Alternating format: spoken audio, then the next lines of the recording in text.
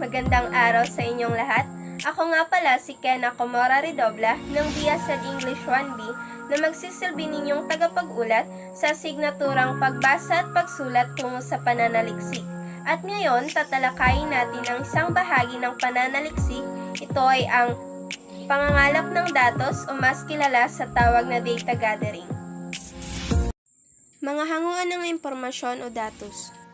Narito ang mga hanguang primarya ayon kay Musura et al. 1979. Una, mga individual o otoridad.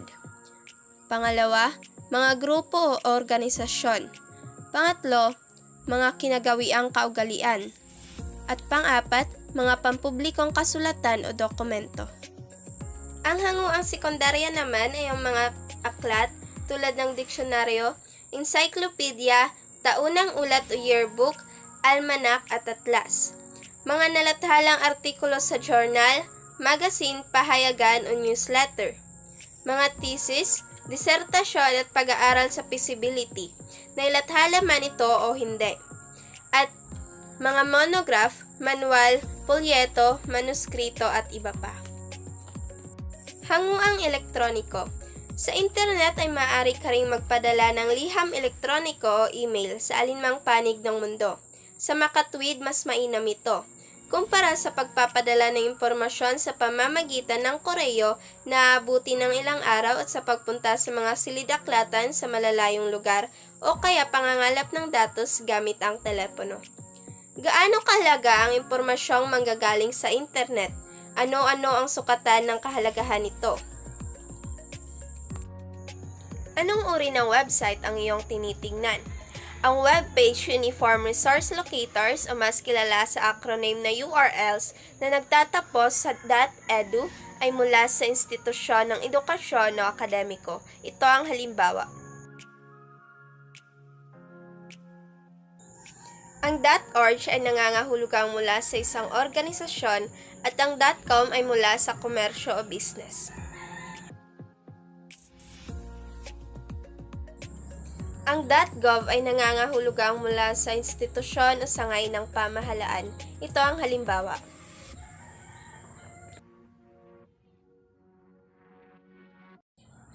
Sa tanong naman kung sino ang may akda, mahalagang malaman kung sino ang may akda ng isang impormasyon sa internet nang sa ganoy masuri kung ang impormasyon ay wasto at kompleto. Kadalasan kasi ay kalakip na impormasyong isinulat ng may akda ang kanilang kredensyal at kwalifikasyon. Ano ang layunin? Alamin ang layunin ng may akda kung bakit nagliunsad o naglabas ng website. Nais bang magbahagi ng impormasyon o magbenta lamang ng produkto?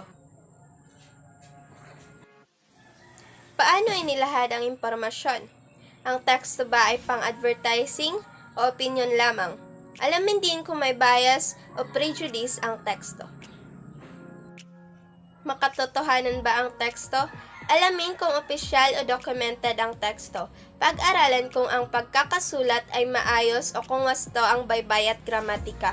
Subukan din kung ang website ay maaring ihalin tulad o i-recognize sa ibang website nang sa ganoy maikumpara ito sa iba ng matimbang at ang tekstong laman nito ay wasto o hindi. Ang impormasyon ba ay napapanahon? Marapat na nakalagay ang petsa ng pinakahuling rebisyon ng akda nang sa ganoy ay malaman kung ang akda ay bago o hindi. Pangangalap ng impormasyon o datos. Una, tukuyin kung anong uri ng impormasyon o datos ang kailangan, gayon din ang klasifikasyon kung saan maaaring matagpuan ito sa silid-aklatan. Halimbawa ng isang talaan sa pangangalap ng datos. Tanong, ano ang obsesyon? Impormasyong hahanapin, pagkakaiba o pagkakatulad sa hilig, gusto at adiksyon. Pangalawa, kailan masasabi na may obsesyon? Mga posibleng sanggunian. Una, encyclopedia, aklat sa medisina at psikolohiya. Pangalawa, mga artikulo at kolum sa pahayagan at magazine. Pangatlo, mga artikulo sa mga profesional na journal. At pang-apat, panayam sa mga eksperto. Alam nyo ba na may 3 yugto ng pananaliksik sa silid-aklatan? Ito ay ang panimulang paghahanap, pagsusuri, pagbabasa at pagtatala. Sa unang yugto, panimulang paghahanap ng card catalog, sangguniang aklat, bibliography, index, at hanguang elektroniko o internet. Ang pangalawang yugto ay ang pagsusuri na kinasasangkutan ng browsing, skimming at scanning ng mga aklat at artikulo at ang pagpili ng citation mula sa mga babasahin. Ang ikatlong yugto naman ay pagbabasa at pagtatala mula sa mga aklat, sanaysay at artikulo, computer printouts at iba pang sanggunian. Uri ng card catalog. Card ng paksa. Ang dapat hanapin kung ang malinaw pa lamang sa mananaliksik ay ang kanyang paksang tatalakayin. Narito ang halimbawa. Card ng author. Ang kailangang tignan kung ang mananaliksik ay may naiisip na agad na author na awtoridad sa kanyang paksa. Halimbawa ng card ng author. Sa card ng pamagat, ang pinakalapitin ng mga mananaliksik na hindi pa tukoy ang paksa o author na gusto nilang saliksikin, kung kaya parang naghahanap pa sila ng kanilang paksa sa mga librong pamilyar na sa iba. Narito ang halimbawa ng card ng pamagat. Sa ikalawang yugto, pagsusuri ng mga nakuhang impormasyon o datos ang dapat isagawa.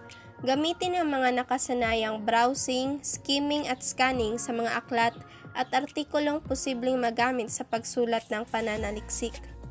Ang mga sumusunod ay gabay na tanong sa pagsusuri na nakalap na sanggunian. Ano ang kaugnayan nito sa paksa? Tiyaking ang mga impormasyon sa sanggunian ay tumatalakay sa paksa ng pananaliksik. Magagamit mo ba ang aklat sa sayaw na pamana ng mga dayuhan, halimbawa sa paksang katutubong sayaw? Mapagkakatiwalaan ba ang may akda at tagapaglathala? Gaano kahalaga ang impormasyong makukuha ukol sa pag-awit mula sa akdang isinulat ng isang mananayaw? Makatotohanan ba ito? Ang pagiging makatotohanan ay hindi lamang nasusukat sa may akda. Ang ikatlong yugto ay ang pagbabasa at pagtatala ng mga impormasyon o datos mula sa mga napiling sanggunian.